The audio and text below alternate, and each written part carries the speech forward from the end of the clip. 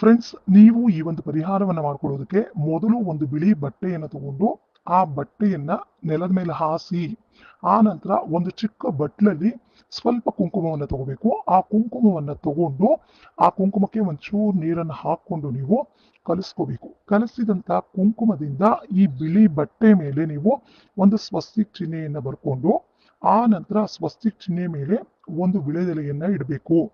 ಈ ಒಂದು ಪರಿಹಾರಕ್ಕೆ ನೀವು ವಿಳೆದೆಲೆಯನ್ನ ತಗೊಂತಾ ಇದ್ದೀರಾ ಅಂದಾಗ ನೀಟಾಗಿರುವಂಥದ್ದು ನೋಡಿ ನೀವು ತಗೋಬೇಕಾಗುತ್ತೆ. ವಿಳೆದೆಲೆಯನ್ನ ಹರಿದಿರುವಂಥದ್ದು, ಚುಕ್ಕೆ ಇರುವಂಥದ್ದು, ಒಣಗಿರುವಂತ ವಿಳೆದೆಲೆಯನ್ನ ತಗೋಬಾರ್ದು. ನೀಟಾಗಿರೋ ವಿಳೆದೆಲೆಯನ್ನ ಸ್ವಸ್ತಿಕ್ ಚಿಹ್ನೆ ಮೇಲೆ ಇಟ್ಟು ಒಂದು ಹಿಡಿಯಷ್ಟು ನೀವು ಗೋಧಿಯನ್ನ ಆ ವಿಳೆದೆಲೆ ಮೇಲೆ ಹಾಕೋಬೇಕು. ಈ ಗೋಧಿ ಲಕ್ಷ್ಮೀ ದೇವಿಗೆ ತುಂಬಾನೇ ಇಷ್ಟ. ಗೋಧಿ ಪಾಯಸವನ್ನ ನೀವು ಲಕ್ಷ್ಮೀ ದೇವಿಗೆ ಮಾಡಿಟ್ಟು ನಿಮ್ಮ ಏನೇ ಕೋರಿಕೆ ಇದ್ರೂ ನೀವು ಬೇಡಿಕೊಂಡ್ರೆ ಅದು ನಿಮ್ಗೆ ಸಿದ್ಧಿ ಆಗುತ್ತೆ.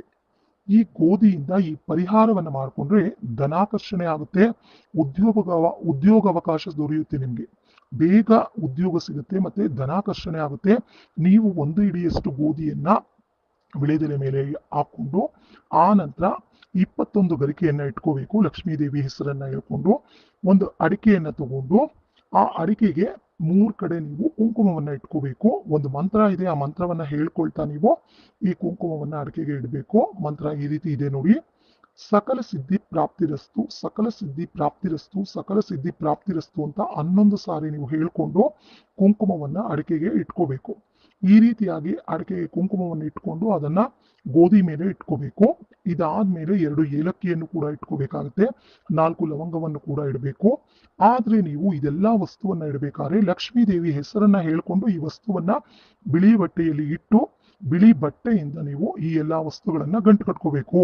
ನೀವು ಗಂಟನ್ನ ಕಟ್ಕೊಂಡು ಆ ಗಂಟಿಗೆ ಒಂಚೂರು ಅರಿಶಿನ ಕುಂಕುಮ ಹೂವನ್ನ ಇಟ್ಟು ಧೂಪ ದೀಪವನ್ನ ತೋರಿಸಿ ಪೂಜೆಯನ್ನ ಮಾಡಿ ಆ ನಂತರ ನಿಮ್ಮ ಮನೆಯಲ್ಲಿ ಯಾರಿಗೆ ಕೆಲಸ ಇಲ್ವೋ, ನಿಮ್ಮ ಮಗ ಆಗ್ಲಿ ಇಲ್ಲ ನಿಮ್ಮ ಮಗಳಾಗ್ಲಿ ಯಾರಿಗೆ ಕೆಲಸ ಇಲ್ವೋ ಅವರು ಮಲಗುವಂತ ದಿಂಬಿನ ಕೆಳಗೆ ಒಂದು ದಿನ ರಾತ್ರಿ ಈ ಗಂಟನ್ನ ಇಟ್ಕೊಂಡು ಅವರು ಮಲ್ಕೋಬೇಕು.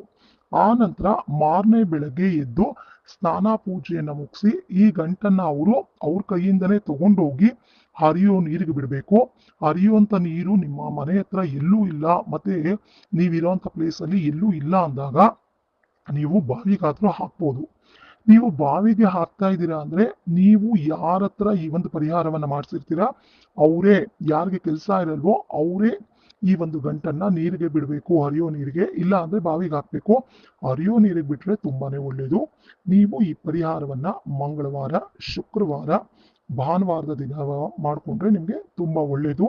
ನೀವು ಈ ರೀತಿಯಾಗಿ ಈ ಪರಿಹಾರವನ್ನ ಮಾಡ್ಕೊಳ್ಳೋದ್ರಿಂದ ನೀವು ಊಹೆ ಮಾಡದಂತಹ ಕೆಲಸ ಸಿಗುತ್ತೆ. ನಿಮ್ಗೆ ಒಳ್ಳೆ ಕೆಲಸ, ಒಳ್ಳೆ ಸಂಬಳ ಮತ್ತೆ ಪ್ರಮೋಷನ್ ಸಿಗುತ್ತೆ.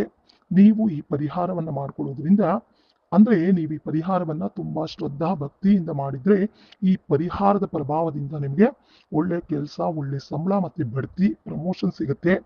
ನಿಮ್ಗೆ ತುಂಬಾ ಒಳ್ಳೇದಾಗುತ್ತೆ. ಅವಾಗ ನೀವೇ ನಮ್ಗೆ ಕಮೆಂಟ್ಸ್ ಮಾಡ್ತೀರಾ.